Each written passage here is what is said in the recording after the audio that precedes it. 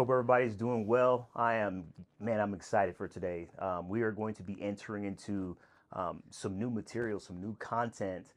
Some of it may be unfamiliar to most, but we are going to do our absolute best in breaking down these concepts when it comes to applied functional neurology. And no one better than Andy Clower. Andy, how you doing today, man? Good man. Thank you. Thanks for having me. Appreciate it. Yeah, just a little bit of context. So I met you when I was working in professional baseball. Yeah. I met you at it was a conference, and I Yeah. think it was Walnut Creek, Northern California. It was the Bay Area. Yep. And we were in a conference with a bunch of people who work with elite athletes in many different industries, literally all around the world. Yeah. And you and I kept in communication.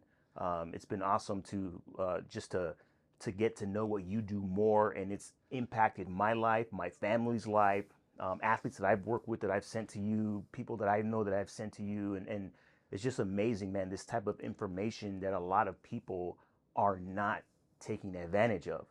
And so Yeah. in this series, what we're going to do is we are going to break down the mouthful, right? That is applied functional neurology, It's a lot of words. if that's okay with you. Yeah, man. Yeah. Thanks for having me. I'm excited. Thanks for letting me be here. And yeah, it's been fun to work with you all these years and grow together and see. And I've learned so much from you as well. So it's fun to kind of put these things together and see what's possible because there's so many untapped potentials still Yeah. out there. So One yeah. thing, one of the things that I've learned is that, the distance when you start talking about professional athletes, right? You start talking about high level performers.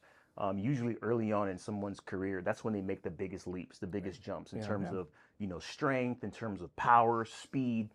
But as you get to the summit, right, things get a little tougher. It's Yeah. hard. It's harder to breathe. It's harder to move. You start making incremental, like Small gains. small Yeah. gains, right? Yeah. And this whole series is going to be about those small gains, and it's going to challenge the athletes and coaches listening to this to absorb new information that they probably never heard of. And so, Right. again, we talked about applied functional neurology, and we're going to talk about things like vision, our vestibular system, proprioception, breathing, Yeah. right? Yeah. And what is neural performance training. And so, no better place to start than with neural performance training. Right. And so, what I want to do is for this first section, I want you to tell us what that is.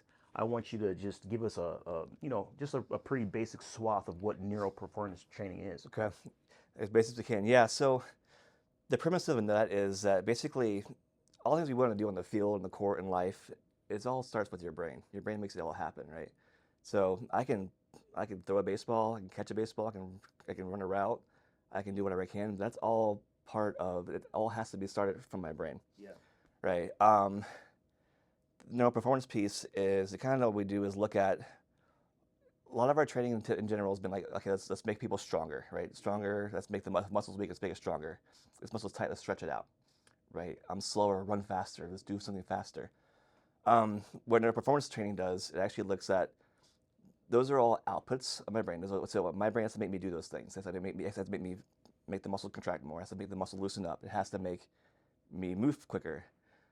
What we look at in neural performance training is what inputs does my brain need to actually make a better output, right? So what you're saying is that the traditional model is lift weights, run, jump, and you're saying those are outputs. Those are outputs. So what we Yeah. need to do is focus on inputs. Yeah, we need to give our brain better information, or what information does it need more of to make that output better, faster. Got it. Like, I mean, like the example I use all the time was like you go to a little league baseball game and the coach is yelling at the kid, "Run faster, run faster!" Run like, Yeah. what kid is actually running slower on purpose? Yeah. Right? It's not because he can't, because he's doing it on purpose. It's because something's holding him back where he can't get there.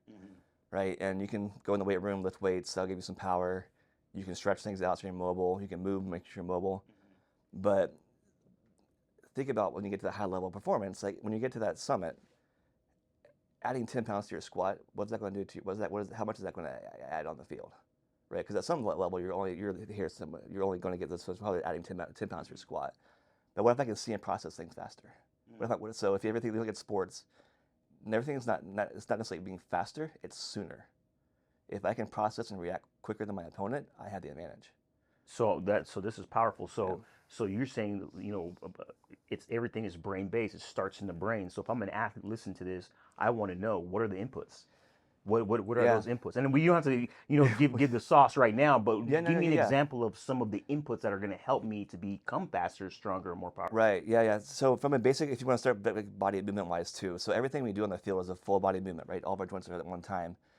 If I get my brain input and like quality movement input from signals from each every joint, that makes me move. That makes my movement more efficient because our brain knows exactly where my body is in space in every joint. A lot of times we have joints that are stiff, they've been injured, they don't move as well. My brain doesn't wants to get work past those joints, or they have to work through those joints to get there. So think about following a road map, right? This road's like here, we're trying to get here. There's all these cross streets to get to where we are, right? I can take a map and have the road I turned off on, the road here, and I can get there eventually. But there's a bunch of roads in between, right? So if I only have two roads on my map that are very clear, as I'm driving to this road, I have this road here. Is this the road? Is this the road? Is this the road? I want to slow down each time, or not get not there as quickly as if I know I have 7 roads and I'm going to turn left here.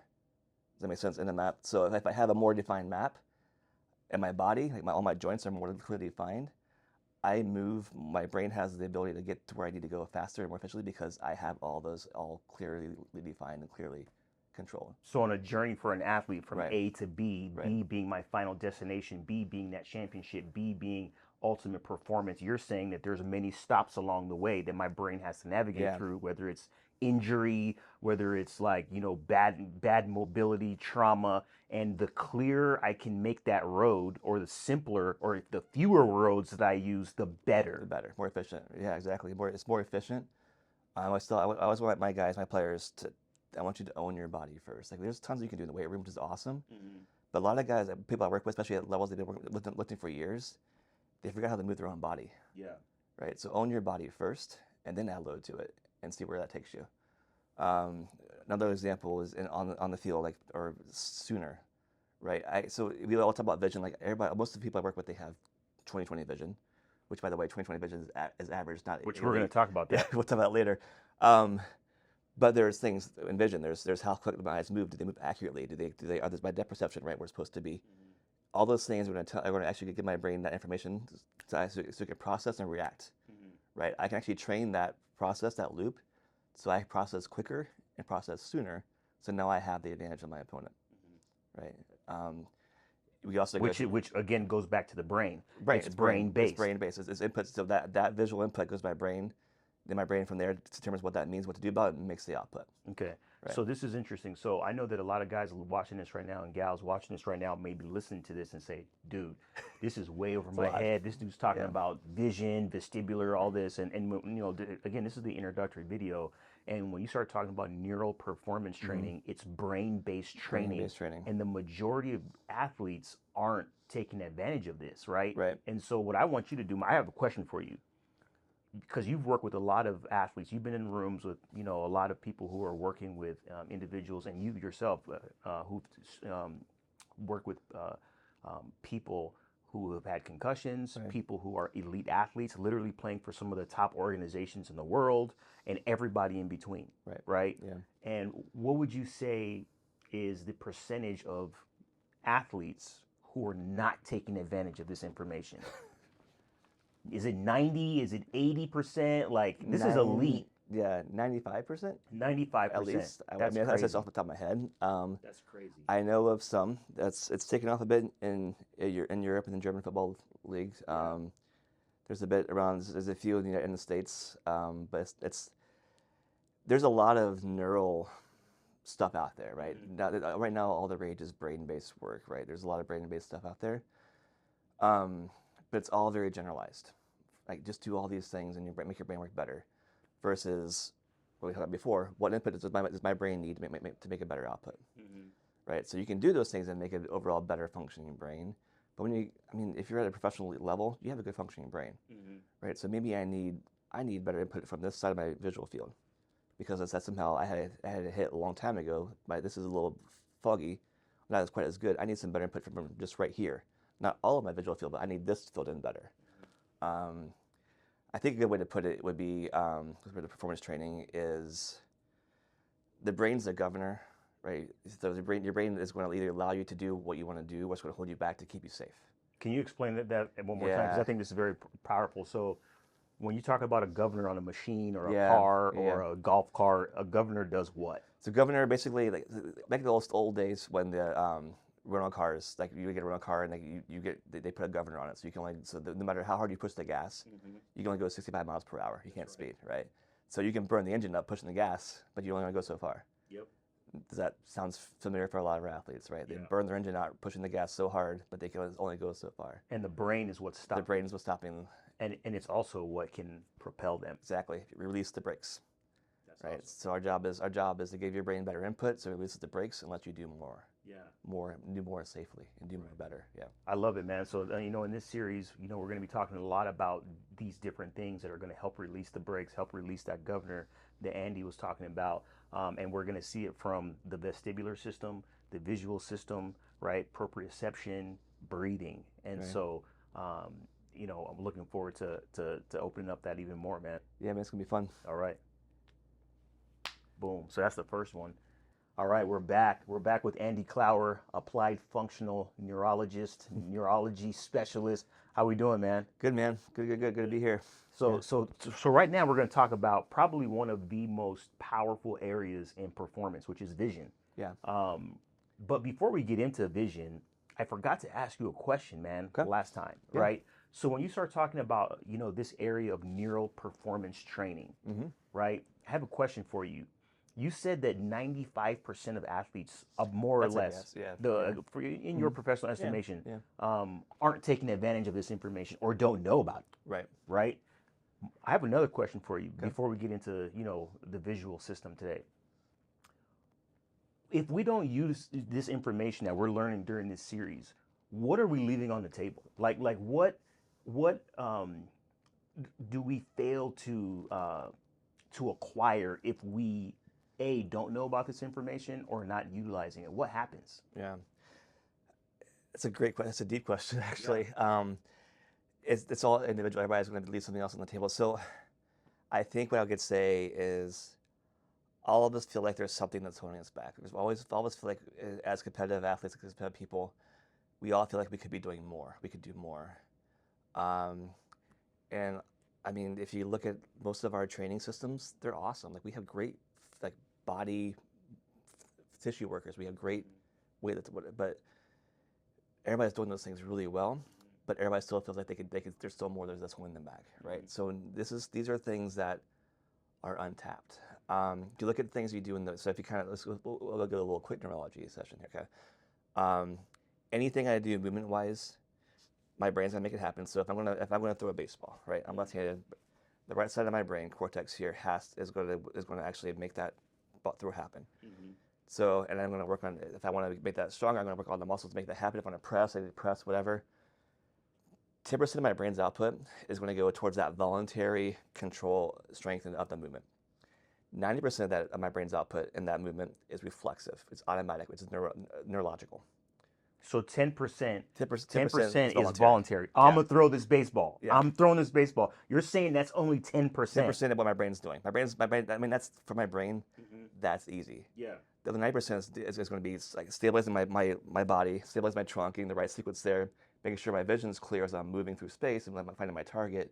All these things are happening under the surface that we don't even realize. And you're saying you use the term reflexive. Reflexive. So 90% of all movement is reflexive. Exactly. So we're gonna we're gonna get into that. But honestly, so if you want to make bigger gains, you have better opportunity to make bigger gains than the 90% than the 10%. And no one's training like that. No one's training 90%. And so you're saying that we have a lot of different manual professionals, right? So you have your strength coaches, you have your ATCs, your massage therapists, your chiropractors, your physios. We have that area has like exponentially grown. It's awesome. And it's the best it's ever been. Yeah, yeah. But you're saying that that's the 10%. That's the 10%. That's the 10%. The 90% is where the money is. That's where the gains are, and no one's training that brain-based component. Exactly. Yeah. And if you look at even a lot of people they have the recurring injuries, right? They go to the physio, they get it feel better, get it fixed, it comes back. A lot of times, the reflexive piece is not getting trained or rehabbed, so the voluntary is suffering still. Wow. Does that make sense? Yeah. So yeah, but it works so well together. Like having an awesome therapist with the neurology piece to go with it. Yeah. The results happen faster. They hold better. Like one guy I worked with, he's been in the league for quite a while pitching. He's been on the IL almost every year. He's been in the league so far. Last year we worked on visual neural work, performed a lot of reflexive work. Pitched entire season, over 120 innings, never no pain the whole season, no injury for the first time. This is a Major League Baseball player. Player. This Yeah. is the top of the top. Yeah, exactly. Yeah, and you helped him, somebody who has had a history of injuries, get through a season, not only not have injuries or not be on the IL, but actually perform better than in years past. Yeah. Exactly, in terms of just from an endurance standpoint, and just being able to, with all the rigors and the volume of a major. It's such a long season. Yeah. Yeah, that's awesome, man. Recovery, everything that goes into it. Yeah. That's awesome. Yeah. So we're going to be getting more into this. And when you start talking about, brain-based training, you know better than anybody that the lion's share portion of brain-based training and performance in general starts with our vision. Right. And so many people think, oh, well, I have 20/20. I got a 20/25. Yeah. But as you're going to share with us today, vision is not just acuity. It's actually a skill, and being able to see and have your eyes converge, diverge, and be able to utilize peripheral vision. Like this is a whole new area that I think a lot of athletes are going to listen to, and they're going to be like, dude, I don't even know. I didn't even know about this. Yeah. So talk to us about how important vision is and why vision is a skill and it's not 20/20 on a Snelling chart. Right. Cool. So, if you look at from an importance standpoint, if you kind of look at like the neural anatomy, right? I think the number is about 200 million neurons are devoted to vision, which is as much or more as devoted to voluntary movement in the body. Yeah. Yep. So if you think about importance, movement's important, vision's as important or more important, right? You got to say that again, man. Yeah. Say that again. So there are as many neurons dedicated to vision, like just from your two eyes, as there are to entire full body movement. Wow. That's powerful. Yeah. So if your vision's compromised, then your movement's going to be compromised. Exactly. The best example I have, so everybody travels. We're traveling, we go to a hotel. First night in the hotel, middle of the night, you have to go to the restroom. It's dark in the hotel room, you've not been there before. How well do you move through the room? Do you get up and kind of walk all smooth walk there? Or do you get tense a little bit? You kind of move that, you try to figure your way through. Yeah. When you have limited visual input, your brain changes the way you move, puts the brakes on to keep you safe. Yep. And it doesn't have to be clarity. It can be, I can't tell what's going on in my peripheral vision, like you said, what's coming on here. I'm going to be a little more tense here. Depth perception's off, right? So things I can't quite tell how far away something is from me, or is it not as accurate? Tracking eye movements, so those things too. So any sort of compromised or limited visual movement is going to change the way I move through space, because my brain's number one job is to keep me safe and not let me get hurt. That's right. Which then, when we push through it, we get hurt. Yep. Right. So in this hotel room, the reason why we're doing this is because we don't want to get hurt. Exactly. And your brain says, we don't know where we are. We don't know. I don't know where I'm at right now. You need to slow down. Yeah, exactly. That's what you're saying? Yeah, slow down. Like be on guard, because you don't know. Like maybe there's somebody around the corner. Yep. Right. Or maybe there's a table I'm going to drill my knee on, or something like that. Your brain's always predicting what could happen, and if it doesn't have that good visual input, predictive capabilities become a lot lower. Yeah. And when your brain can't predict, it tries to keep you safe. That's right. That's right. And the converse of that is true as well. Exactly. When we're at our homes, we know where everything is. We know where the pantry is, the bathroom, the backyard. Even if in a power outage, we can move around because we have that clear map that you were talking about before. You walk through your house, pitch black, no problem. I know where everything is. Yep. Yeah, exactly. That's predictable. Wow. Yeah. So if it's a skill, if vision is a skill, that means you can train it. You train it, exactly. Yeah. So vision, like you said, there's eyesight acuity. That's the 20/20 vision. We talked about this before. So 20/20 vision, what that means, I guess, where this comes from, is back in the day when we had one-room schoolhouses. Mm-hmm. Right. So the school rooms were 20 by 20, 20 feet by 20 feet. So what they would do, they would assess kids. So the kids that had 20/20 vision means they could see from 20, they could sit in the back of the room and still see the chalkboard in the front of the room. In a static position. In a static position, sitting at a desk. Mm-hmm. So what 20/20 means is I can see from 20 feet away what the average person sees from 20 feet away. Mm. So if I have 20/20 vision, I have average vision. That's average. Average. I want to see from 20 feet away what people see from 10 feet away. I want to be 20/10. I want to be 28. I can train that it's helpful, and actually, and a lot of times it gets better just by doing other stuff too. 20/20 is adequate. It's enough. You don't need to be average there. However, vision is more than just that. Right? That's what you just said is acuity. Acuity. That's Just the clarity. That's one part of vision. Yeah. The biggest part of vision is mostly neuromuscular control. Like eye muscles are going to move your eyes around. I'm going to be here. I'm going to switch here, tracking out what's around me. I'm going to go from here to far, close, far, quickly. I'm going to follow a ball coming in at me, make sure it's there. Peripheral vision, I'm going to be here, but know you're right there next to me. Those are all big components. So eye movements, peripheral vision, depth perception, those are skills. Skills. So what you're saying is Patrick Mahomes throwing literally a no-look football pass, looking left but throwing right, that's not visual acuity. That's not visual acuity. That's not visual acuity, right? Yeah. That's peripheral awareness. That's he saw it and moved his eyes, but knows where that's called remember saccade. So your eyes go there, come back over. But I know where that was because my eyes were just there. Yeah. I can throw there. Yep. Yeah. That's a skill. That's a skill. So Kobe Bryant, the greats, right? Michael Jordan, no look passing, you know what I'm saying? Moving without the ball. These are all skills. And they can be trained. And this is the lion's share portion of vision that the greats have, as opposed to acuity, which pretty much everyone has. And if you don't have it, you can get contacts. Yeah. So right.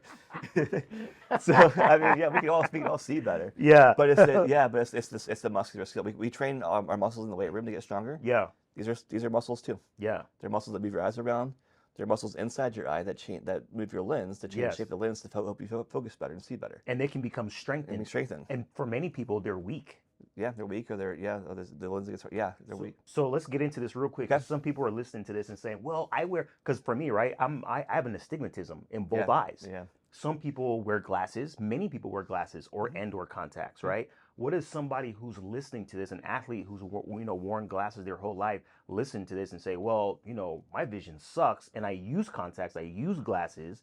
What do you mean I can train it? Can my eyes get better? Like what? How does this impact me? You know what I'm saying, from a vision standpoint? Yeah, there are a few ways to go with that. You can if we want to say just for now, how I see is how I see. The clarity is how I see. I have the corrections for that. But I can also train my eyes. I can train my eyes to move and track my environment and track balls coming at me and track people around me and train my peripheral vision. That's all neuromuscular skill. Right, so that's all controlled by muscles. And anyone can do that. Anybody can do that. No matter how good or bad your acuity is. Exactly. Anyone can do that. Anybody can train that. And if your eyes move faster, like we talked earlier, your eyes move faster, you see something sooner, you respond sooner. You have the advantage of your opponent. You can train that. You can train not only the movement, but then movement process. Like I'm going to train here. Not only am I going to move my eyes around, but I'm going to say Josiah. Process. As soon as I see my eyes move, I process it and make it an output. Input, interpret, decide, output. Right? And you can train that loop, and you can train that loop to make it faster and more efficient. That's like you do that with any other muscle in the body. That's awesome. So let's break this down just real quick. Let's give a couple of examples. I'm a baseball player. I'm a hitter. I'm in the box, and I'm reading, fastball, curve, change. I'm reading all the pitches, right? And you're saying that vision is a skill.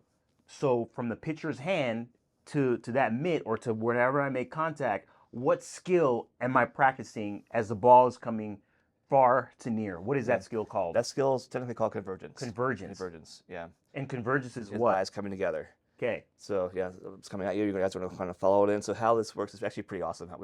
We're pretty awesome, right? Our bodies are amazing. God made us amazing. Yeah, it's incredible how we're created. So like, whenever our eyes meet at that ball, that's that angle of my eyes tells my brain how far away that ball is.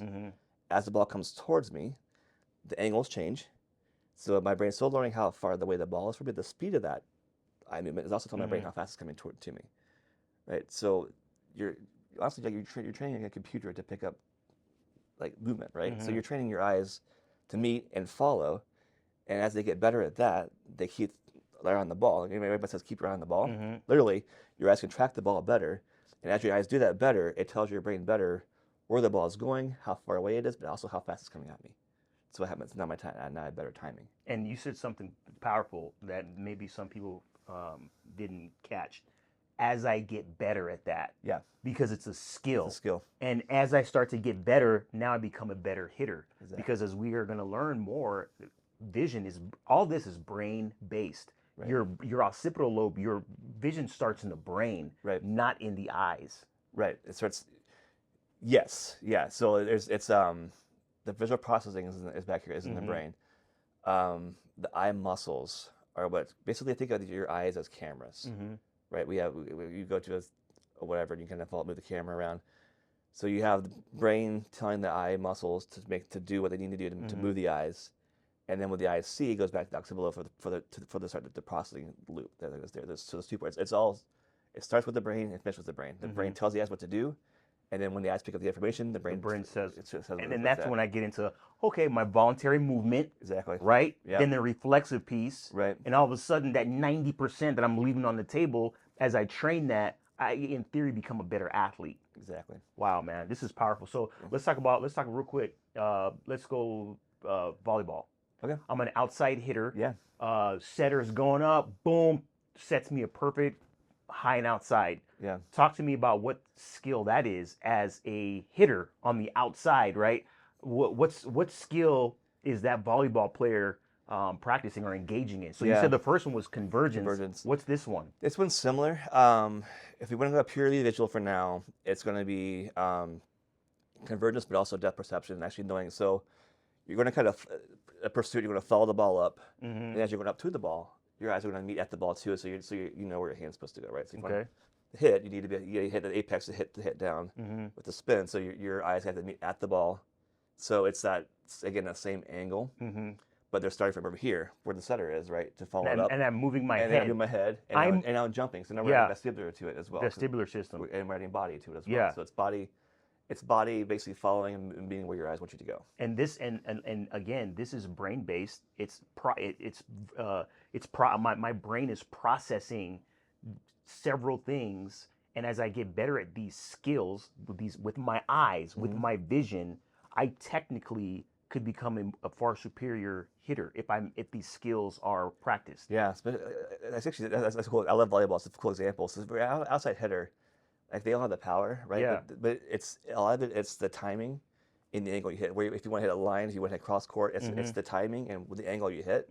So the more accurate information you have to where the ball is, you know if I need to go here to get a little more outside spin, or if I want to hit straight down, I have that information sooner, so I can adjust and air for my hit. So because that small little angle makes a big difference when the ball is traveling that fast on the way to the court. Yeah. Right, whether is it in or out. So Yeah. so if I have more precise information about exactly where that ball is and what angle I need to be at, I'm going to be much more accurate in my put the ball where I want to put it. Yeah. So this is awesome. So I mean, when you start talking about sports like volleyball, right? I mean, you're talking about speed, power. You're talking about a lot of things that we can do in the weight room. Yeah. But what we're talking about is we're not even talking about that. We're talking about a visual skill, and you said it. It's convergence. It's depth perception. Right, it's peripheral, right? Because am I going to go line? Am I going to go cross court? Right. Like, am I going to tip it at the last minute? Yeah. So these are visual skills, and it's all brain based. So one more. This is awesome, man. Football player. Yeah. You're a football player, right? Let's say you're a defensive back. Okay. It's one-on-one coverage, and this guy's running down the field and it's a fade. It's a go route. Yeah. Right. As a corner, as a defender, I'm going through my progression. I'm looking for the ball, but I have to be able to pin my receiver. I got to know where he's at in time and space. Yeah. So what visual skills is the defensive back using and the wide receiver using? The receiver is going to be using mostly a little bit of peripheral awareness because they're going to know where they're on the field, but they're going to be tracking the ball, right? Yeah. That's their main thing, and they can see the defender in their peripheral. They can fight him off a bit. Receiver's going to be, again, that same convergence. It's going to be convergence. And some tracking with it, too. It's mostly convergence with head turn. So there's going to be vestibular, there's going to be body into it, too. So it's the head's moving. Yeah. Right? With a baseball player, head is you're stationary right. in a box. Now, now you're moving. Now you're moving in space and you're converging. Right.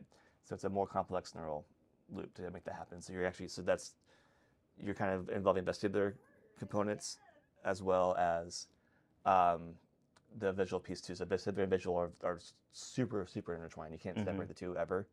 but you can kind of prioritize one or the other. And we're going to get into vestibular Yeah. here in a little bit. Yeah, but for the defensive back, actually, it's a much harder task because they're not only looking for the receivers, looking for the ball, receiver, ball. So there's still that fast head movement.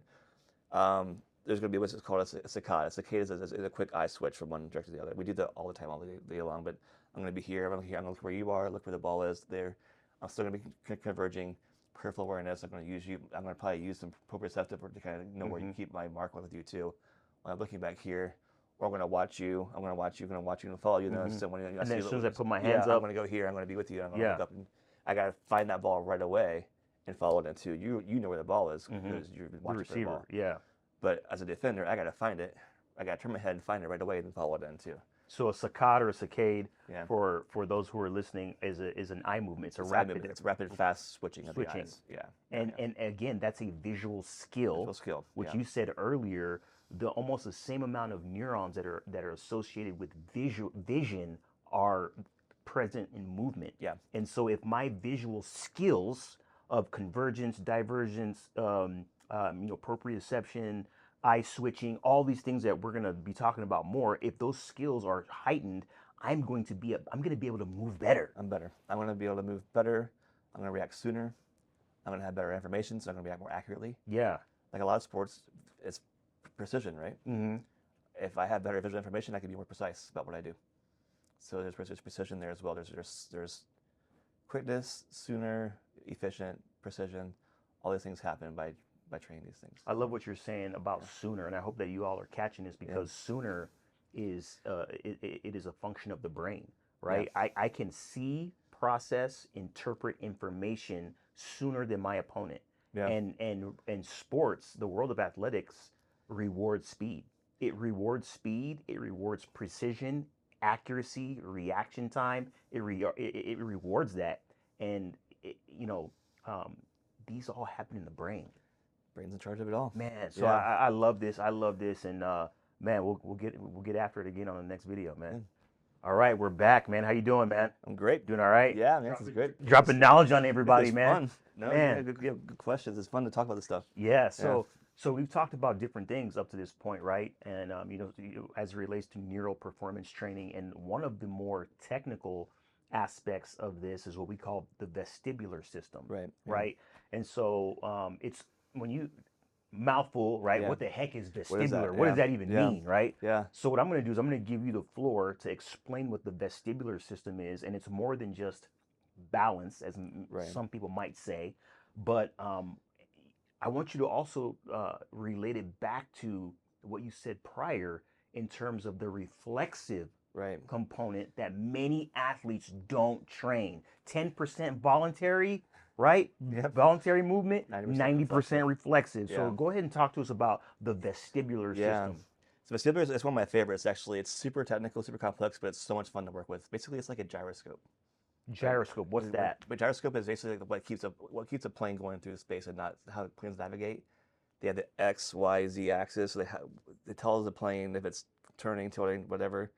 We had those in our basically it's our inner ear.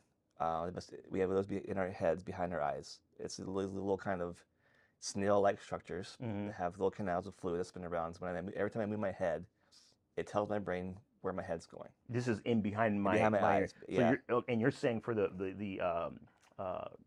example that you used was like a plane, right? Yeah. So it's kind of like the video games where you're kind of going right, left. So you're saying that we all, as athletes, we all have this in our head, in our brain. Yeah. This is how we orient ourselves to gravity. Okay. Is with this thing, right? So it's got two things. It tells your brain where we're going.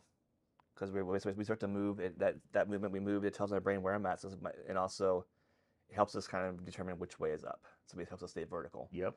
Right. Its other huge component to that too is it's very closely linked to the eyes. So its other job is to make sure that I keep good visual clarity while I'm in motion. And this is kind of the common thing we see a lot. Actually, I see a lot with our patients at the clinic with concussions. They'll tell me they're running, and they almost it's like a shaky camera. Mm-hmm. Right, they run and everything's just like that. It's like watching a bad home video. Yeah. Right, reflexively, when my head moves fast, if I'm going to kind of move quickly, my eyes are supposed to move outside of my head, so I keep a good, clear, stable image. Mm-hmm. So I should be able to look at that camera here and do this, and nothing changes visually. It stays still, it stays smooth, it doesn't change at all. So, because my vestibular system is saying when Yeah. I go My here, my head goes here, eyes go this I way. go the okay. When I go this way, tell my eyes go this way. So my eyes, so basically, if you watch my eyes, they don't move. Mm-hmm. My head's moving around my eyes. And this right? is what keeps us stable. This is what keeps us. This part is what keeps our vision stable while we're in motion. While we're in motion. That's why a wide receiver, as we talked about before, in a corner, can run full speed but still be able to maintain time, distance, space, and track a ball. Yeah. And catch a ball. My head's turned, so that's going to change my eye angle, my head angle, my vestibular input. I'm also running, Yeah. so I also need to be able to keep that image still because they're trying to catch a ball like this. Yeah, no, it ain't happening. It ain't happening. Yeah, and how many football players, especially receivers, how many guys have hit hard and had concussions in their career? Mm-hmm. So how stable is that vision when they're running? Yeah. Right.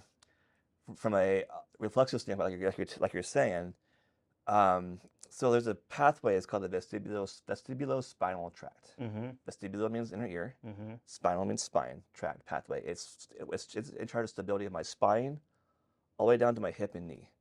So stabilizing, to stabilize my So everything we all do our core work, our training work. We want to move. We also want to stabilize, right? So stability is reflexive. Stability is what my inner ear, my eyes are telling my body to do. Like I said, we go back to our example of throwing a baseball, right? I need to move this side of my body. I need to stabilize this side. Once I land, this is my stability here. So I want you to stop there because that's powerful. That's huge. Yeah. So stability. You said it. Stability, or you said it's reflexive. Reflexive. So it's not necessarily what I'm doing, it's how I'm counteracting what I'm doing. Is that what you're saying? Yeah. So if I want to create force, like if I want to move this, if I actually want to cut, right? Mm-hmm. This has to be stable. Mm-hmm. It has to be stable here to be able to push off.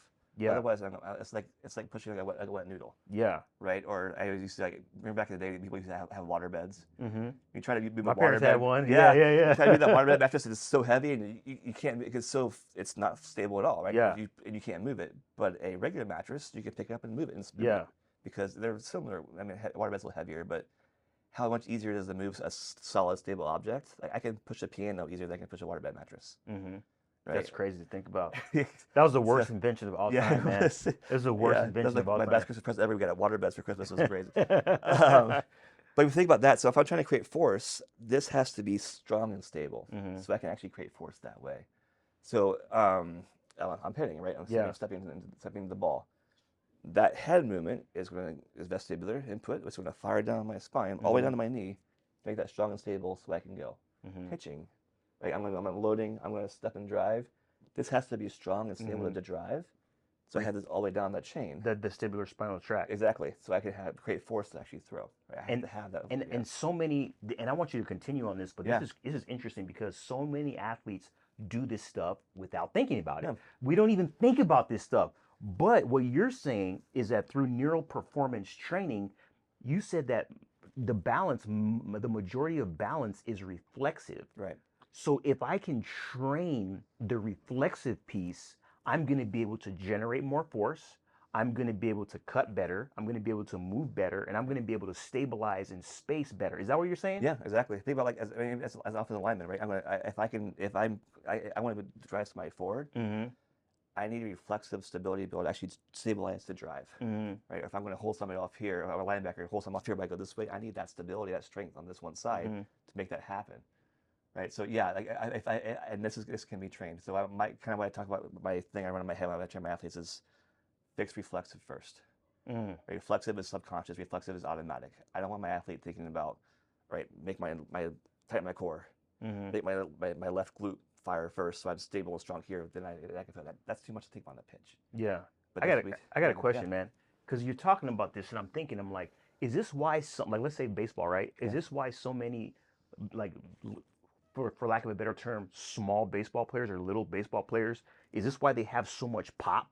Is this why there are a lot of undersized football players that are so good? Like when they hit, it's like, dude, that dude's small, but he can hit. Or like people like anomalies in sport, right? Like you see a player and this player is like Messi. You know what I'm saying? Messi's not a tall dude, and we see these anomalies in sport every now and then where you see these, undersized, athletes that just they move so well Yeah. and they are so strong. Does the reflexive component have anything to do with that in your I would estimation? say, yeah, and it probably happened just how the way they grew up and developed. But yeah, Mm-hmm. I think it's reflexive. There's a ton of reflexive and ton of just all the things working together really well, Mm-hmm. right? And a lot of those guys, like you said, they play multiple sports Mm-hmm. too, so they learn how to be athletes, not That's just one. Yeah, yeah, yeah. that's another That's a conversation. whole big conversation. But they develop the movement patterns and they have all those things Yeah. there too. So yeah, it's reflexive. Like even those guys that actually.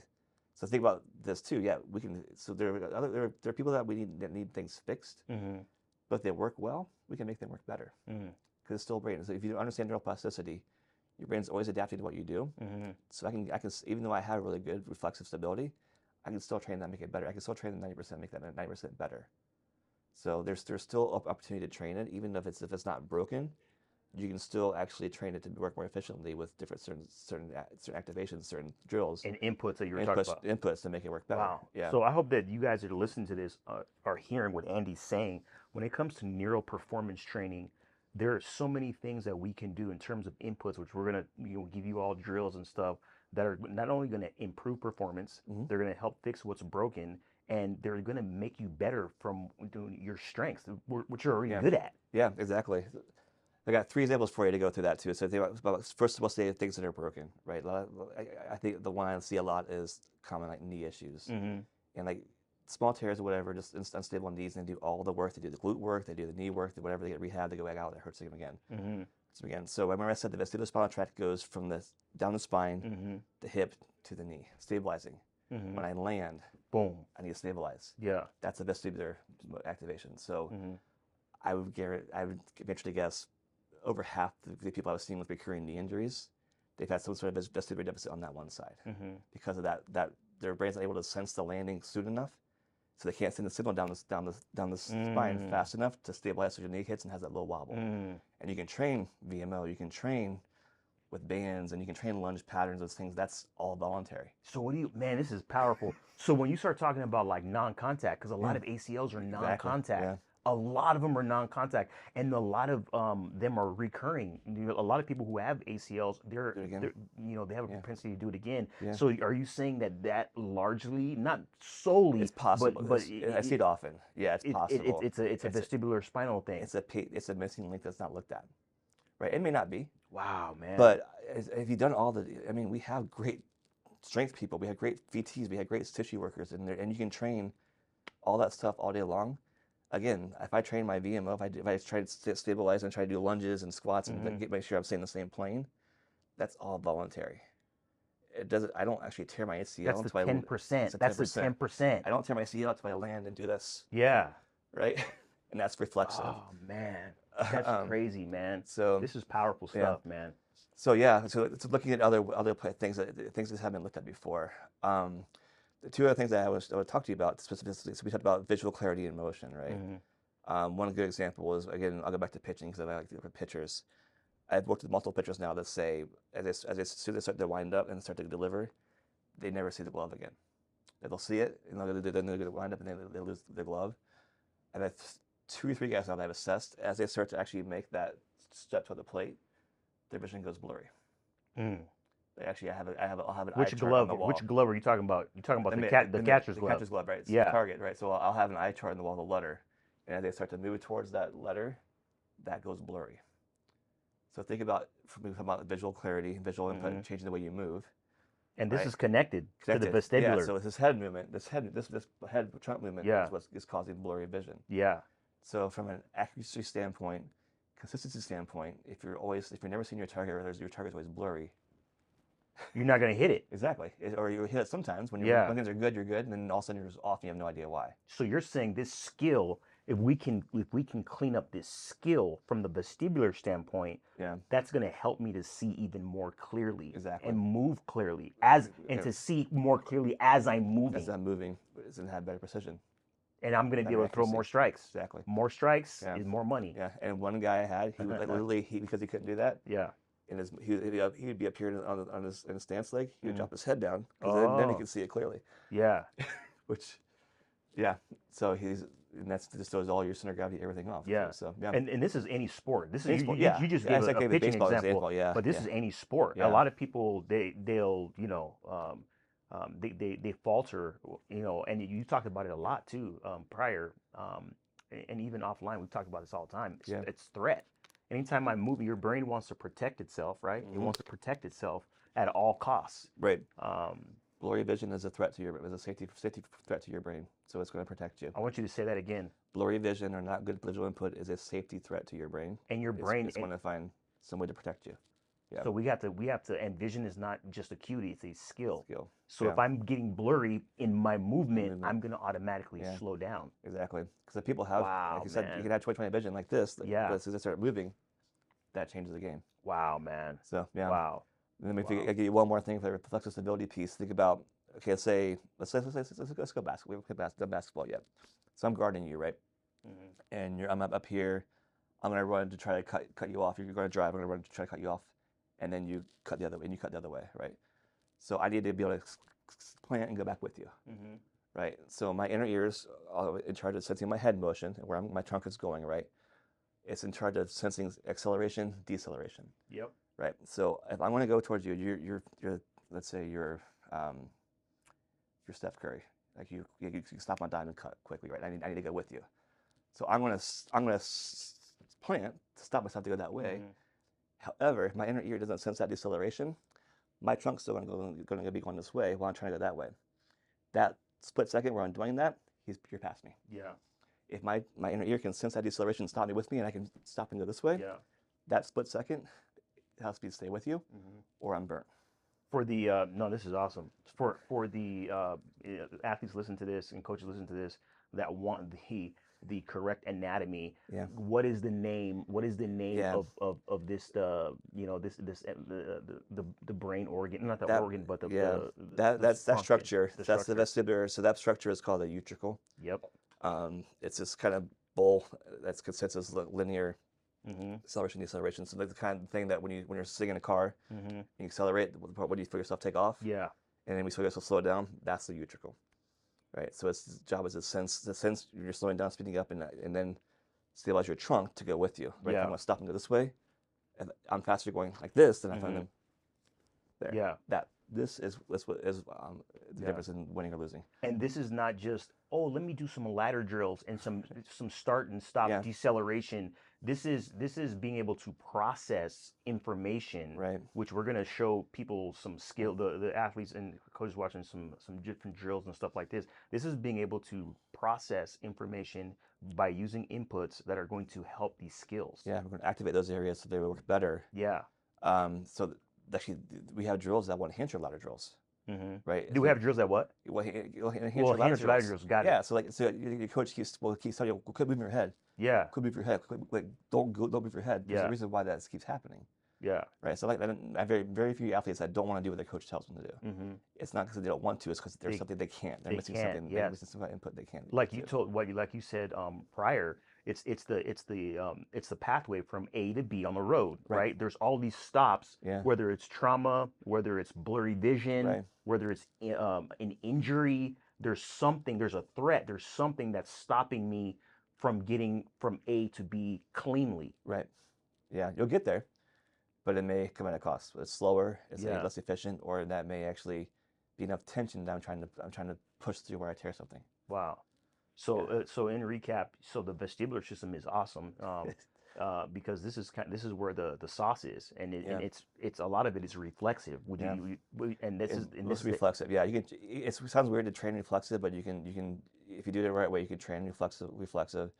And if you look at the whole world of sport, this is probably the one that's being least trained. There's a lot of vision work out there now. Yeah, there's a ton of good body work out there, and this is the one that's probably being looked at least, but has probably some of the biggest impact I've seen so far. This is where the gold is. Yeah. This is the 10% voluntary, but the 90% is in what your brain is signaling to your body as you're doing the voluntary. Right. Wow, man. Maybe let's go one more thing with you too. Like everybody's posture, right? Everybody wants to be a good posture, strong posture.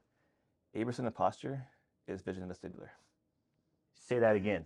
80% of posture is vision and vestibular pathways. Wow. So I can fix my spine, but as soon as I quit thinking about it, what my eyes and inner ear are telling me, it's going to go back to where it was. Yeah, and this has all implications when it comes to lifting weights, Yeah. when it comes to throwing mechanics, whether you're Yeah. a quarterback, whether you're a pitcher. Exactly. This has everything to do. This has everything to do with athletics. Golf, being in your state. Yeah, Yeah. posture has everything Everything. to do with athletics. Yeah. 80% of posture is vision misted or driven by those pathways. Wow. So just fixing posture via giving your brain good inputs Mm-hmm. from the vestibular standpoint is going to help. It's going to help your game. Yeah. 100%. Wow, man. It won't hurt. Yeah, yeah, Other than if it doesn't work, it's a waste of time. But 90% versus 10%. yeah. Right. I mean, you don't have to be a mathematician, Yeah. you know. I'd rather So trade. There's more room for growth in 90% than there is yes, in the 10%, especially at a professional level. yeah, At the professional level, those guys own the 10%, yeah. Wow. and they own most of Physical, it. physical. Yeah, yeah. Physical, Man, voluntary. They have the coordination. They're great with that. yeah. Man, But I hope that you guys are listening to this because when you start talking again, and going back to what we talked about earlier, as you get older in your career, as you advance, the gains are incremental. They're yeah, smaller. right.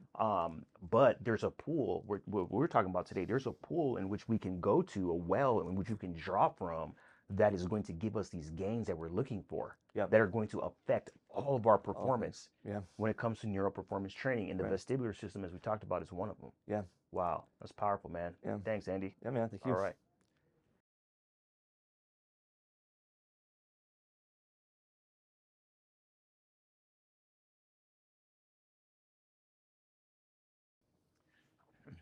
All right, we're back, man.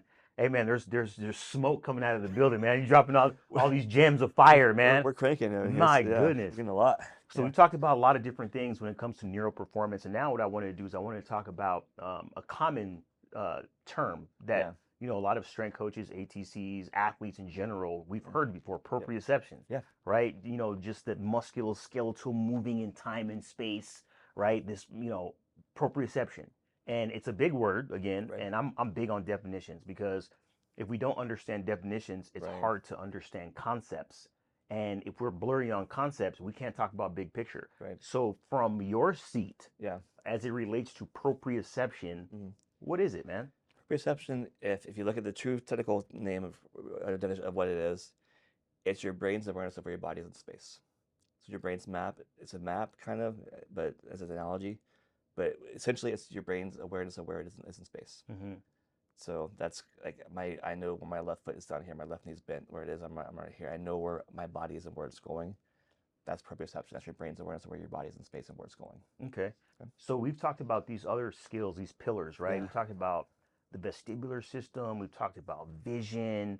And when you start talking about proprioception, is proprioception something? Because sometimes people say, "Oh, let's get on no knock on the Bosu ball or the stability balls." You know what I'm saying? But let's get on the stability ball and work on proprioception. Yeah. Right. Let's work on the single leg balance. Yeah. Like, talk to us about the misnomers Yeah. as it relates to proprioception and how you can really truly train it by what you Right. told us earlier in giving your brain inputs.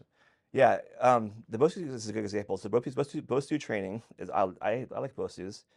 Bosu is definitely an ankle proprioceptive drill because you're on there and your ankle's moving like that. You're trying to be aware, and you feel it go this way, you gotta bring it back. This way, bring it back. It's much more of that than a true vestibular balance drill. Because what does everybody do when they get on the Bosu? They stay on the Bosu and they do all the body's doing, but they do everything to do to keep their head still. Yeah. So vestibular only activates when you move your head. Okay. Yeah. So the vestibular, which we talked about prior, Yeah. right, which is a lot of reflexive Yeah.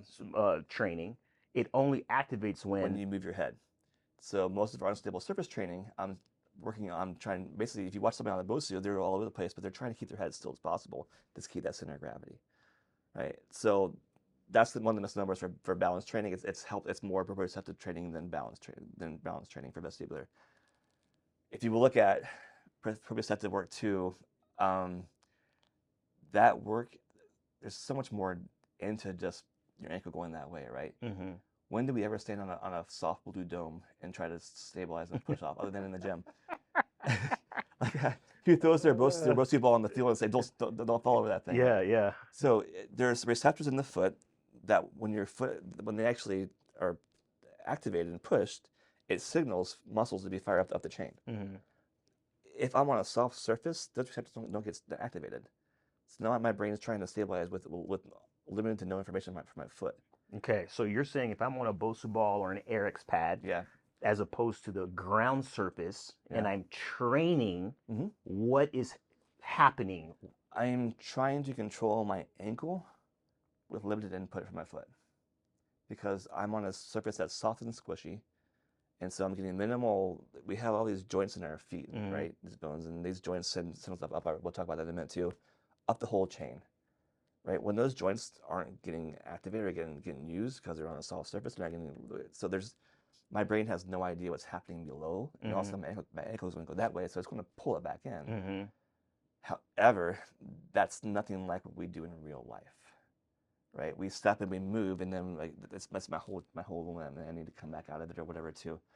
Um, it's helpful, but it's missing the mark a bit, if I could say Mm-hmm. that. So they all have their place, and their things. If you, from a true stability balance, like steel leg balance standpoint, I don't ever. I mean, there's a little bit of when I'm stepping and driving and cutting, my ankle may go that way. If I step Mm-hmm. on somebody's foot, it may go that way.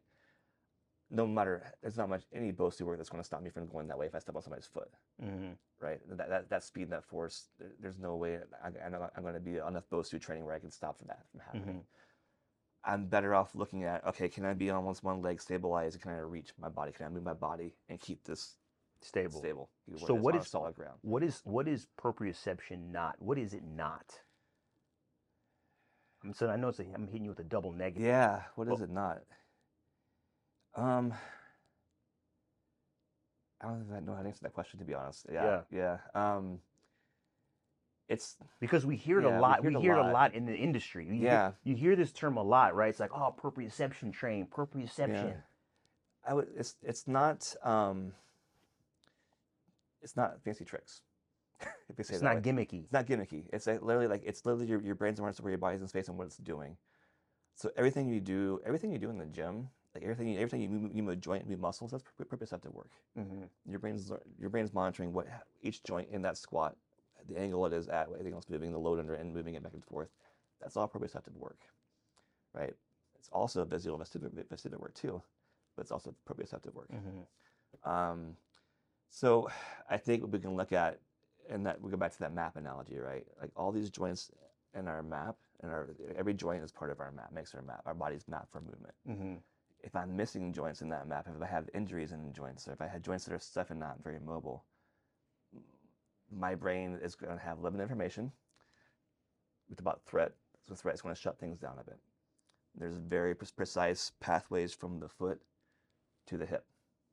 The perfect example is there's a bone on the outside of the foot called the cuboid. Mm-hmm. Right, that's the outside of the foot. So when you land when you hit your heel strike, you land and you push through that foot, that cuboid. That cuboid has to move a little bit, and when it does that, it sends a signal up my leg to my glute med. How many of us do glute? We do glute work all the time, right? We do our banded side steps. We Mm-hmm. do our fire hydrants. We do all these things to get my glute stronger. Yep. If that joint is locked up, it doesn't move, or doesn't get that actual signal, this doesn't turn on. Mm-hmm. I don't know. It doesn't matter how strong my glute is. It has to have the signal to actually fire. So I need to. So what you're saying is that in order for me to be on point, on time, on task, for it to be able to fire, there can be nothing inhibiting this, and Right. I need to be able to That move. joint needs to be able to move, so so my brain can get that signal to actually turn that muscle on in time. Yeah, so that I don't. I don't have that hip drop, or I don't have that collapsing there. I don't get IT band syndrome. Mm-hmm. Right. All this stuff. A lot of guys have this super tight knot right up here. Mm-hmm. Their tensor fascia lata. That's the muscle that works when your glute muscle and it turns into your IT band. That's trying to hold your whole pelvis steady When it's not, when the glute's not firing. Yeah. So I can sit there and do banded walks. Banded lateral walks are great. All those things are great. Building the glute strength is awesome. Fix reflexive first, right? Reflexively is that glute doesn't fire until that joint is actually activated. Send this up my leg to turn that muscle on so I can drive. This is great, man. So I'm a football player. Yeah. Right. Mm-hmm. And let's just say I'm a skill position. Let's say I'm a cornerback or a wide receiver. Okay. What is a good example for an input? What you told us earlier, for proprioception training? Um, Give me just one yeah, basic drill for a I'll give proprioceptive you training. one that I like a lot too. What we can go to? I'll give you two. So that same chain, right? So every we see our DBs, they're cutting. Mm-hmm. So I'm gonna have to drive the foot to the ground and push off, right? Mm-hmm. That cuboid joint has to actually, I have to have mobility in that to make that fire. Mm-hmm. So doing foot mobility work, I'll show you a drill to actually mobilize those joints in your foot to make sure they're mobile. Mm-hmm. That is what makes that joint more mobile, so that strength work that you're doing pays off, Mm-hmm. right? So it actually can fire when it's supposed to fire, the timing, right? So if I don't have that timing, I push and there's a delay or maybe there's a little bit of kind of collapse before I take off, Mm-hmm. and that's when I get beat or that's when I get tackled because I'm slower than my opponent, Mm-hmm. right? Another one to look at too, I love for athletes who cut is what's the number one rule in the gym when it comes to knees? They stay over the toes, right? Yeah. Knees, that's to stay in and playing with the toes. Yeah. Well, unless you're Ben Patrick, knees over toes guy, you know what I'm saying? Yeah, and that's true. I mean, knees over toes, yes. Yeah. But when I'm on the field and I need to go here, do I do this or do I go this and drive? As soon as I actually have to do something fast, Mm-hmm. that rule's gone. Yeah. Because now we're in real time, real time, space. and that's a ton of force, right? Yep. I'm full body weight pushing, driving. That's a ton of force. That's Mhm. 4 or 5 times your body weight Yeah. going through there. If I never trained that, That's a need when it happens. exactly, like things tear. So proprioceptive wise too. So meaning your brain's awareness of where you are in space. Mm-hmm. Your brain's job is to keep you safe and survive, right? If I've never been here under force, under load, Mm-hmm. and I go there, what's my brain going to do? It's going to try to pull me out of it. Mm-hmm. So that's when things tear, Yeah. right? Or somebody hits me. I'm a lineman. I get kind of rolled up on. It starts to go that way. I've never been there. I'm going to try to come back out of it. That's when things tear. Yeah. I'm going to be pulling this way versus just letting it collapse and coming down, and I'm okay, right? So proprioceptive is also injury prevention, Mm-hmm. as well as force production and all those awkward angles that we actually get to when we're being athletes. Mm-hmm. Right? There's gym athletes who are awesome with squats. There's field athletes who have to squat and then cut. Mm-hmm. Right? So I want to be good at all. I want to All be of it. all of it. I want to be a great squatter too, because that's Yeah. a good basic strength. But I also need to be able to squat, maybe at an angle, under loaded angle. I need to be able to move my knee, Mm-hmm. all those angles, so that when I go there, I don't tear. Yeah. So there are drills, there are inputs that you can do Yeah. for this, and we're going to share Yeah, those. one of my favorite drills is those knee drills that we do for that. It's Mhm. great. Yeah. Awesome, man. Yeah. So what is the, I know this may sound like a generalist type of question, but like for you, what's the most common indicator that you see this is just from your experience. What is the most common indicator that you've seen when you evaluate an athlete who may be underperforming in this proprioceptive space? What do you look for? What do you see like, wow, Yeah. we need more movement. We need more inputs here. Yeah. A lot of it is like a recurring injury, Mm. right? So like we get like we'll go back to pitching again. Like there's a lot of potential forearm strains, and you get the forearm loosened up, and you do all the tissue work, and it loosens up, and it feels better. Mm-hmm. You pitch well for maybe a week or two, and it comes back, or next season it comes back again, Mm-hmm. right? And then so the whole saying we use is he who treats the site of pain is lost. He who treats the site of pain is lost. So what that means is the site of pain isn't the actual source of the problem. Usually what's happening is that area is actually taking up extra force, extra pressure from somewhere else in the chain that's not moving. So this is to do more than it's supposed to do. Mm. So we need to look other parts of the chain. And there's a lot of people that do that. But there's so many parts of the chain. There's the spine, there's in a pitch, there's the foot, there's the hip, the knee, trunk, other things too. So looking other places than just where it hurts is huge in that area too, especially in that, and that's the guys I see that are the athletes I see that it's the same injury that keeps coming back. It could be a vestibular input thing is probably part of it too, but somehow that how you're moving is making that part take up extra strain, extra force, and it's getting overworked every year. Wow.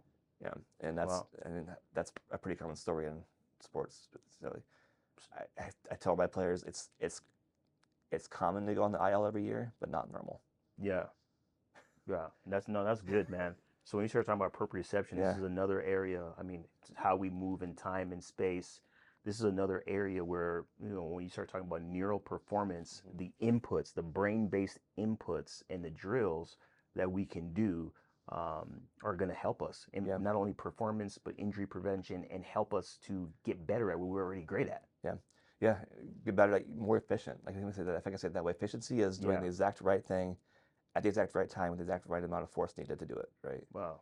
So I have a drill for every joint in the body. I hope you guys heard that. This guy's a genius, by the way. I don't know if you've noticed, but you said you have a drill We for have a every drill, joint in the body. pretty much every joint in the body, to teach you how to move and control every joint in the body, including the skull. Actually, there's actually joints in the skull. We can move skull bones too, Yeah. um, which is interesting. But literally, like, so if I want to own my body, Yeah. I want to own every single joint. Yeah. I want to be able to move that joint in every range possible, at every speed possible, under load or not under load, Mm. under control. If I do that in my body, I move through space much more easily, much more efficiently. I also have stronger tissue. Yeah. Because every time I go into those awkward angles, I'm building tissue strength and resistance. Yeah. And I'm also building my brain's map. I've been there before. I'm good. I've been there before. I'm good. Yeah. And so, again, injury prevention, performance. So as far as like efficiency, like a lot less wasted energy, Yeah. That's great, which man. I That's mean we great. could all use. Man, I Yeah. know, man. Man, appreciate you, man. This has Yeah, been man. great, man.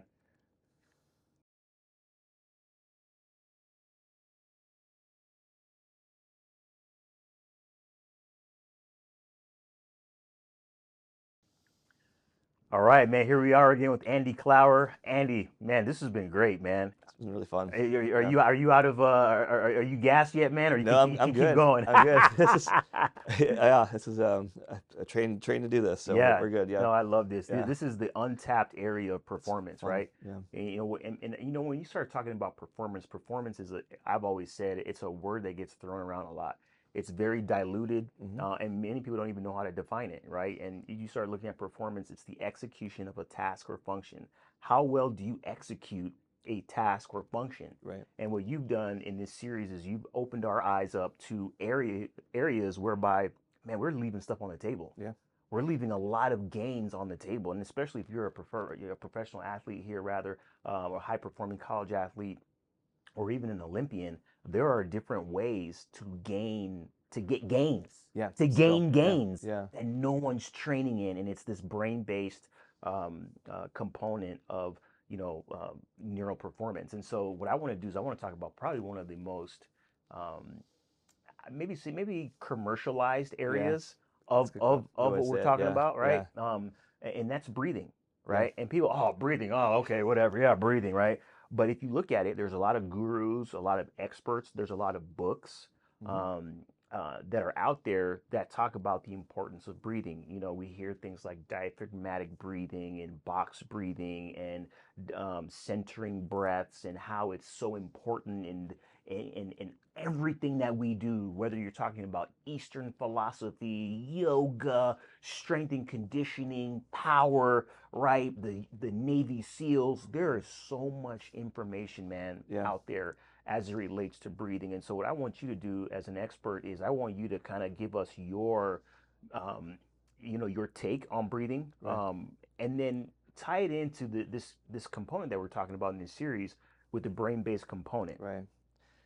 Also, this is one of my favorite topics because, like, you're right. Breathing's everywhere, and breathing's great. I mean, obviously, it's important. If you don't breathe, you're dead, Hmm. right? So I talk to people like, "Oh, I breathe well." Yeah, if you're still alive, yes, you're breathing well. You're doing something right, so you're good.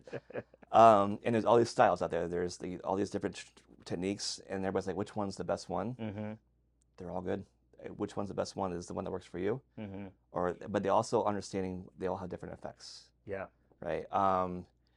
And so what I love about breathing is there's a ton of neurology in breathing, actually. If you kind of do it, so if you kind of go back to kind of brain function and brain things too, there are three things that if you did like we put you in a functional MRI. Functional MRI is MRI where you're actually is taking real time pictures, Hmm. watching blood flow in your brain. So blood flow is activation in your brain. If you kind of put yourself in a functional MRI, there's three things that we do that you will watch kind of take place in the entire brain. One is vision. We talked about that earlier. Two is voluntary movement. Three is conscious breathing or voluntary breathing. So you're saying if you were to put myself, yourself, whoever, in an fMRI machine, that we would see these three things show up. Yeah, you would see basically, yeah. So you would do visual skills, like our clinic that I work at. We work with concussion patients, so we have a functional MRI scanner that we do, and we take them through visual tasks, and we see those areas light up, and there's lots of areas of the entire brain lighting up. You can't move an MRI because if you move an MRI, you change the image. But you also will see the same areas in most of the brain light up when you do focused conscious breathing, voluntary Wow. breathing. And there's a ton of neurology in breathing, and there's a ton of different types of breathing have different effects. So if you're looking at performance, so there's the neurology of it, and there's also the chemistry of it, which I love too. So I just took a mouth breath, right? And that's actually a stress breath. And as you can probably tell right now, my speech is kind of sped up a bit. Yeah. Yeah, I'm going to take a nasal breath, slow down, and that kind of helps slow me down. I'll tell you the why. In general, if you look at neurology of breathing, right, in any inhale, time you inhale, it's going to increase your sympathetic fight or flight system. That's what it's supposed to do. When you breathe in, your heart rate will speed up, your sympathetic speeds up to pump oxygen through your system, through your bloodstream. Can you real quick just Yeah. share with us the difference between the sympathetic and the parasympathetic? Yeah, sympathetic is the kind of what's known as the fight or flight, or the activating system. So it will speed up heart rate, blood pressure, breathing rate will speed up. It's your stress system. So if I'm breathing through my mouth, usually it's going to activate sympathetic. Sympathetic. Yeah. So inhales do in general. Sympathetic does inhales to the mouth do more. Think about when we startle. Yeah. Right. So it's that. Or somebody gets pranked. Somebody gets pranked. Yep. Yeah. We always do that, right? So if I'm breathing through my mouth, I'm constantly activating, one, because I'm inhaling, but two, the mouth breath, and we'll do some more anatomy with that in a minute, is going to increase that sympathetic tone way higher. Other big part of it for sports performance as well. So when we have higher sympathetic tone, we have less blood flow to our frontal lobe, which is where all of our cognition takes place, our decision making, all those things take place, right? And we also will decrease peripheral vision, peripheral awareness. Okay, I need you to just stop there real quick. because it's just like, I hope you guys are listening to what he's saying. When we have increased sympathetic tone, when we are activating the sympathetic nervous system, you are telling me that there is decreased blood flow to my brain, and all of a sudden my peripheral vision shrinks, which for an athlete is no bueno. Not good. Tunnel vision is not good unless you're shooting. Yeah, exactly. Yeah, then you're good. And even then, you know. Yeah, you still want to know. Yeah, it's that, and there are levels to it because we need sympathetic tone as well. Yes. Right. Sympathetic tone is what makes me go, makes me strong, makes me go. Yeah. The only time we're ever stress-free, sympathetic-free is when we're dead. Yeah. So it has to be there, but it has to be there in the right balance. When I'm sympathetic dominant, that's when I'm having less blood flow. I can't think, I can't make clear decisions, I can't react quickly enough. Tunnel vision, all those things happen. The converse of that is parasympathetic, which is our rest and digest system. That's our calming system. That's going to be more. That's exhales are more parasympathetic dominant. So if I have when I breathe out, I'm gonna that slows things down, slows my circulation down, so I can keep CO2 in my blood to kind of help rebalance the chemistry. There's a constant up and down. That's if you look into heart rate variability. That's what that is. Breathe in, heart rate goes up. Breathe out, heart rate goes down. That's sympathetic parasympathetic balance we're playing with here. Is this why on many breathing techniques they want your exhale to be a little bit longer than your inhale? Would you say that's one of the reasons? One of the big reasons why. Yeah, it helps calm you down. So it can be box breathing where you have a hold and an exhale. It can be it can be just a. It can be the buteyko where you're barely breathing, but super slow. All those things, they're calming your system down. And parasympathetic, they're making you more calm, making that balance. They're also changing your chemistry too, which we'll talk about CO2 chemistry in a bit too, which is fascinating to me. The other part of that too is the other neuroanatomy of breathing is actually through here, rib cage, right? So actual nerve fibers. But here up, that's why everybody says like don't breathe upper chest. Yeah, like don't be a chest breather. Yeah, chest breather. Middle and upper chest are mostly sort of innervated by sympathetic nerve fibers.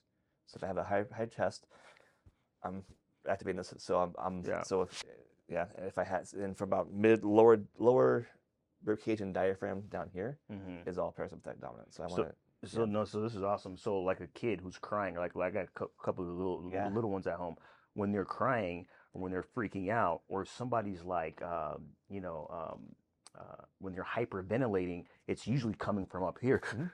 Yeah, So you're saying that somebody who's doing that is activating sympathetic. sympathetic nervous system. Exactly. Yeah. So and that's yeah. They have to be sympathetic. That's why they get in that cycle. They can't calm down. Mm-hmm. If you watch it on the field, actually, I was texting with a friend last night. Djokovic was playing last night. Mm-hmm. Fritz, it was a good match, and he was struggling to breathe a bit. I think he has some breathing issues in general because he had the asthma. But the first set or two, he was struggling. Yeah. But you could see my favorite has to be Djokovic is breathing through his mouth a lot today. Mm-hmm. He's had that short breath, and he was less. He's still Djokovic, still won, but he's less accurate, less consistent. First serve was like 40%, which is not him at all. It took him I think he had 15 break chances before he actually got one, which is not him at all. So just that breathing, that change in breathing changes the way you function a little bit, and drops your performance will drop down. Yeah. Right. So, but the neuroanatomy of that too, and reflexively. So we go back to reflexive, right? Mm-hmm. Right. Reflexively. So first take a big breath into your mouth. See where the air goes? Mm-hmm. Upper chest, right? Right here, yeah. Take a big breath in through your nose now. Feel where it starts? Down here, yeah. Yeah. So nose and diaphragm reflexively together. Yeah. Right. So if I want to stop that cycle, close your mouth. Yeah. It sounds so simple. It's hard to do. Don't be a mouth breather. Yeah, don't be a mouth breather. And even if you're starting to get out of breath, like your kid, if you can, close your mouth somehow. Something like that's going to help kind of drive that air down lower to that lower diaphragm area to help activate more of the parasympathetic system. You know, I find interesting. Yeah. Just real quick, while we're on this topic, so I think it was, I don't know if it was, I think it was McKeown's work, right? Yeah. And when he starts talking about breathing, and if you look at the whole animal kingdom, almost every animal breathes with their mouth closed. Even like horses who are generating so much power, their mouths are closed, with the exception of I think he said with the exception of dogs when they're because that's they pant because that's the way that they release heat, you know, and that's the way they breathe. Yeah. But he said that I think it was him that said that if you look at the animal kingdom, if you ever see an animal with their mouth open trying to breathe, with the exception of dogs and maybe one or two other animals, that animal is probably sick. Yeah, something's wrong. Something's wrong. Yeah.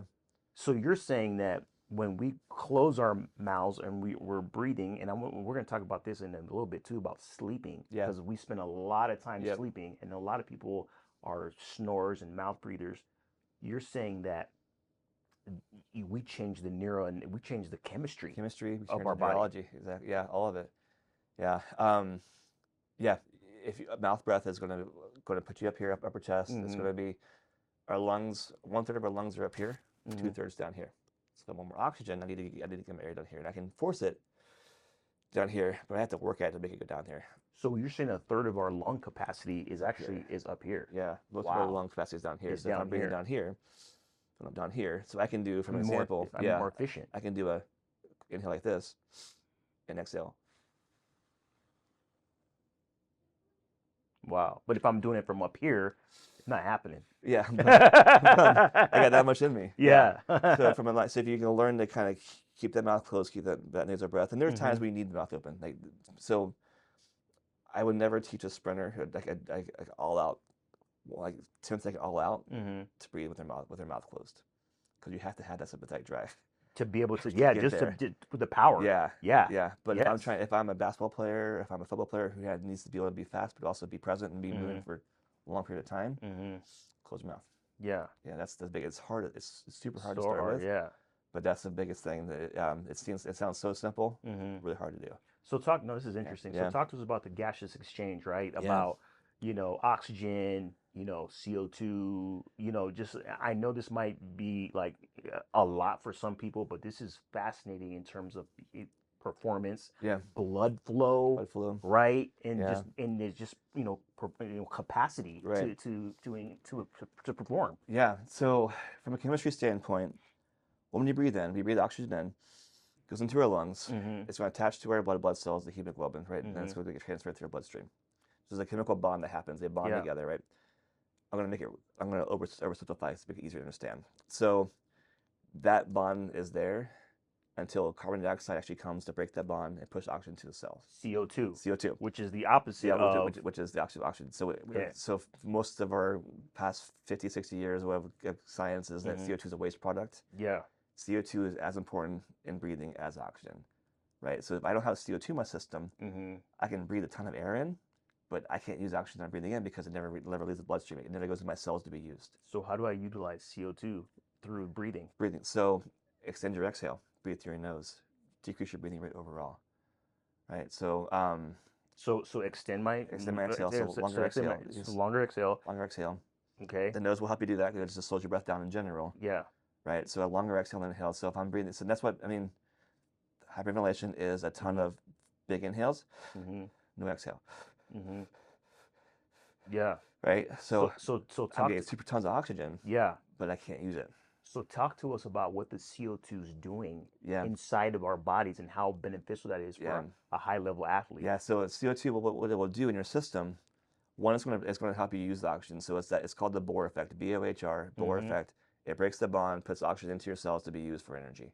Yep. Right. Goes oxygen will go to your cells, because the mitochondria makes energy that makes blood. So cells, it's metabolism, but metabolism is energy production to function. Right. So oxygen is a huge component of that. So oxygen in your bloodstream does you no good. It has to go into your cells to be used. Right. Oxygen in our bloodstream does us no good. Not it does some good, but not. But it's from a more highly standpoint. It's more highly functional when it's in your cells being used. And the CO2, if the CO2 is properly utilized within our body, what does the CO2 do? Yeah, if you have enough CO2, so the key is having enough CO2, the CO2 balance. Right? If I have enough CO2 in my bloodstream with the oxygen, now I can push the oxygen, and I can break that bond and push the oxygen to my cells to be used. Right, so it's the balance. So there's that. CO2 is also what's called a vasodilator, which actually helps your blood vessels relax and expand, so more blood flow. Which we need. Which we need, yeah. As oxygen is actually a vasoconstrictor. It actually brings blood. What it will do is it'll constrict the blood vessels so the oxygen gets closer to the cell wall so it can go out. So it's more of a forced tissue. So it'll still get there, but it's more forced. CO2 increases blood flow, keeps things like you notice when you get stressed, you get cold hands, cold feet. Blood flow gets smaller here with stress, right? That's too much oxygen, not enough CO2. So CO2 will help kind of expand the blood vessels, more blood flow to all the areas. Not just important areas, but all the areas, right? And then it pushes this oxygen to the cells to be used for energy. So it's very, very much not a waste product. It's actually a huge part of breathing. This is next level. And a huge part of our recovery. Yeah. Actually, and you're actually seeing pretty cool studies right now with endurance, performance, and recovery. Talk to us about, this is great, man. Talk to us about CO2 as it relates to the nasal cavity and humming, and just elaborate more on being able to utilize it and retain it for oxygen, just efficient oxygen usage. Right. So in general, when you breathe through your nose, you're going to slow your breath rate down. When you slow which is going to mean slower, less inhales. So when you have less inhale, less oxygen coming in, you can make the better chemistry balance. Right. So just nasal breathing itself is going to help improve your CO2 O2 balance. Humming is awesome because of what it's mostly an exhale. You're pushing air out, right? It will increase CO2. Also, humming actually increases another substance called nitrogen oxide, which is also another vasodilator to help the blood vessels relax too. So it does a couple of two different things as far as relaxation. But all that is actually you're exhaling. So exhaling is going to help with the chemistry. Exhaling is also that parasympathetic dominant system function. Humming is very much a tongue and throat at the back of the throat, which is very much innervated by what's called the vagus nerve. Yes. And the vagus nerve is what controls that system, the tone of the sympathetic parasympathetic balance there. This sounds like a lot for everybody, but it's really simple. Yeah. I several years ago I worked with a professional athlete, really good hitter, and it was one of those things I would ask him, like, hey man, like, what do you do? And one of the things he says, I used to hum, right? Venezuelan guy. He's just like, I would just hum and sing. I would just sing, and he's always happy, the happiest dude you ever been around in your life. You know what I'm saying? But he had no idea from a scientific physiological standpoint what was happening. Yeah. Right. And that's awesome. That's like where a lot of our traditions come from. Like all of our breathing traditions, like yoga traditions, all these things, they're centuries old. Yeah. We've been doing them out of intuition all these years. Now we're the science is figuring out why it's working. So now we have the science that don't understand why it works. So now we can use it to our advantage. Yeah. I mean, it's amazing. It's the simplest thing, right? It's just like, oh man, I just hum. People, think I was just, crazy, but I would just hum, and it would Yeah. just help me calm down. And Hmm. he's just like really verifying science, and Yeah. these physiological breakthroughs. So, before we get out, I want to talk about sleeping, Yeah. because many people are snorers and they're mouth Hmm. breathers, and we spend a lot of time sleeping as it relates to our life, Right. right? And so I want you to explain um, what happens when we are mouth breathers during sleep, Yeah. how that affects us during the day, Yeah. and maybe one or two things that we can do to improve that. Yeah. This is one of my favorite topics. So sleep is how we recover from the day, right? We have to actually sleep to recover.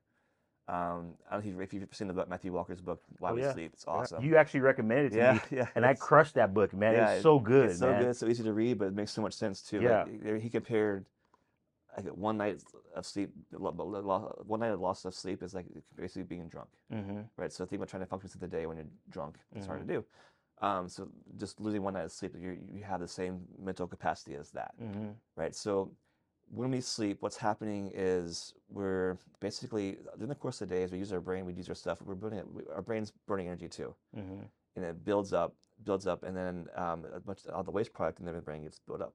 Mm-hmm. At night, that waste product, when we sleep, that waste product gets removed, so our Mm-hmm. brain's more clear again, right? Yeah, cerebral spinal Yeah, fluid. that buildup of the waste product is kind of pushes our sleep switch, Mm-hmm. pushes it into sleep. Um, Nighttime when we sleep, when we're sleeping, when we have first the deep sleep where we're just like your body's just dead, Mm-hmm. there's no dreaming, your brain just clearing things out, we're Mm-hmm. recovering.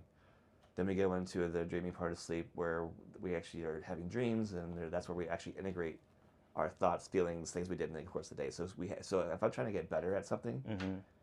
I need to sleep well to have that integration happen, Yeah. right? To make that actually lay down. So sleep is a huge part of that and a huge part of recovery, Mm-hmm. right? So going back to the breathing part of sleep and the breathing part of sleep, and getting good sleep. The biggest thing is getting good restful sleep and getting all the stages of sleep. We need this. We need the deep sleep. Mm-hmm. We need the REM sleep. We need the light sleep. We need all three stages. We need them in their timing. Good sleep comes from good breathing hygiene. I think Mm-hmm. neural hygiene, breathing hygiene. We talked about a mouth breath being part of the sympathetic Mm-hmm. loop cycle, right? So, Which is not what we want right. So for if the you think most part. For the most when you're part. trying to sleep, if I'm trying to relax and be restful, I don't want to increase my fight or flight, Right. right? So if I'm trying to get a good deep sleep, but Or I mean, snoring. Snoring. snoring is that too. So yeah, we'll get into snoring. Yeah, snoring is in the added part to it. But just that alone, if I'm trying to relax and Mm-hmm. calm down and get a good restful sleep, but every breath I take, I'm activating that fight or flight system. How Mm-hmm. relaxed can I get? Right. 20,000 breaths over the course of the night. How relaxed am I going to be to get good sleep? Right. So if I close my mouth, we talked about mouth being Mm-hmm. closed, automatically pushes down to that diaphragm Yeah. breath. Yep. Best example of sports right now is there's a cool podcast with Erling Haaland, one of the best English football. Or he's Norwegian, but playing for Manchester City. Mm-hmm. Striker, best goal scorer in the world right now. He had one of the podcasts. He takes his mouth every night to sleep because he knows how important sleep is for recovery. Mm-hmm. He takes his mouth every night. Just a little sleep tape. Yeah, sleep tape. Sleep tape. Mm-hmm. And if you Google sleep tape, you can find some. The one I use is Mm-hmm. from a company called Conscious Breathing. It's like a paper tape. It's really comfortable, easy to use. Mm-hmm. Um, but yeah, that mouth closed puts the breath in through your nose, Mm-hmm. and it puts the breath down to your diaphragm, Yeah. and slows your breath down, so you can actually get that more parasympathetic, more rest and digest system. So if I'm trying to get recovery, Mm-hmm. trying to actually rest and relax and sleep well, it makes more sense to be down here. Yeah. And my parasympathetic is up here, my sympathetic. Mm-hmm. I've used sleep tape, just tape, to sleep when I've had 3 hours or 4 hours, and I'm getting to bed late, and I will put sleep tape Nice, on, yeah. and even though I only had like 3 or 4 hours to sleep, man, I would wake up and I'm just like, I feel like I slept for 8 hours. Yeah. So it's such a big, and my wife is like, man, you always snore, like, yeah. And I'm like, I don't snore. She's like, do you want me to record you? Do you want me to record you? Yeah. And I'm like, I don't snore, bro. Yeah. And I'm telling you, man, when that sleep tape, man, when you put that sleep Yeah. tape, the quality of sleep it's undeniable. Yeah, I've had some people tell me that when they've done it, it's the best sleep they've had in years. It's that deep, restful sleeping. Snoring is another part that comes out. So snoring is, in general, mouth opens, jaws relaxed, tongue falls to the back of your throat. Oh man. So you're blocking your air. So you're getting less Oh, air. yeah. So how stressful is that for you? Oh my gosh. Right. So it's You hard for like you trying trying to fight to yeah, breathe. and Yeah. eventually it turns into apnea. Yeah. Right. But that's that when the mouth goes open, the tongue relaxes and falls back into the throat. So hard for you to sleep, hard for your wife to sleep too. Yeah. Right. So that mouth being closed, when your mouth is closed, the tongue naturally goes through the mouth where it's supposed to be. You get that deeper, slower breath and make more restful sleep, like you said. That's a great example. It's crazy how much more restful that sleep is when you get it down low and keep the mouth closed. There. If somebody's listening to this, after Yeah. you listen to this, they're like, man, I ain't gonna tape my mouth. Like I'm afraid I might like suffocate. Like or it's dangerous. What would you say to that? It's not dangerous in general, and like I don't have it with me right now, but I've done it where you can put it on there, and if you have to, you can do that. You can just Just pop it open. just don't duct tape it around, right? Right? Or you can rip it off if you have to.